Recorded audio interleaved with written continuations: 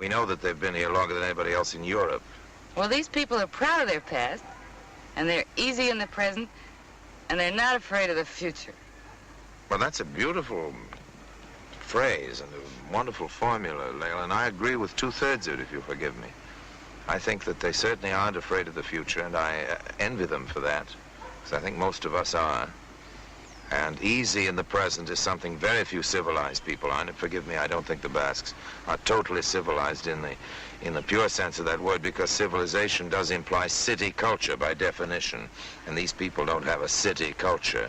And I don't see how you can say, and here's where I begin my argument, how you can say that they're proud of their past, because although they have the longest one in Europe, it's only a past in the sense that they've been here, not in the sense that they've done a lot. And you can only be proud of your past if, well, I don't know, if you've built a pyramid or have a library full of books to show for your past. Dignity can mean, of course, a lot of things. It can imply a certain pomposity or rigidity of behavior, at least. Certainly there's nothing about the dignity of the Basque that's rigid. But formal, perhaps. They're formal till they know you awfully well. I really think their dignity comes from self-possession. A true self-possession. A true self-possession. Yes. Every Basque owns himself. They give a piece to the world, very polite, very nice. They give a piece to the town. And a piece to their family. A lot to the family.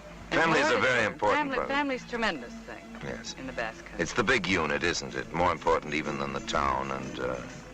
Yes. But of course, we're very near the Spanish border, and everybody knows that in Spain, the ladies, at least up until very recent moments in history, and even now to a good extent, are kept locked up at home a good deal.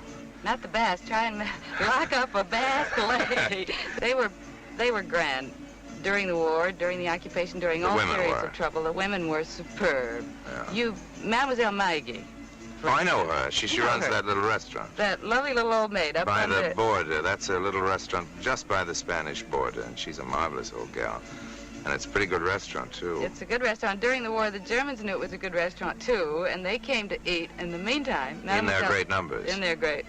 Lots of them. Yeah. And in the meantime, Mademoiselle Maggie was hiding aviators and refugees. In great numbers. In great numbers. In the cellar. Take them across, let them get across and entertaining the Germans up above. I remember I saw the guest book of this restaurant. It was filled with the names of German... Herr Hauptmann, and all that and so on. They'd all been scratched out by the old lady on the day of liberation, wasn't it? With great fierce strokes of the pencil. Took a pencil and... Well, she was very brave about that, and the ladies are brave, but I'd like to speak a word now, if I may, in behalf of the bravery of the Basque men. Here's a friend of mine called Gabriel Lamarck. Notice the steel teeth. His real ones were knocked out by the Germans. Here's his son, Jean-Pierre. Nice boy. When Jean-Pierre was this age, that's his photo, the Germans made him prisoner. Kept him for days, torturing him, telling him his father was dead. They tried everything. What they wanted, of course, was names and facts. Little Jean-Pierre knew the facts and the names, but he didn't give up so much as an initial. Basques don't talk. Oh, by the way, Monsieur Lamarck would like his boy to spend a year in some English or American home.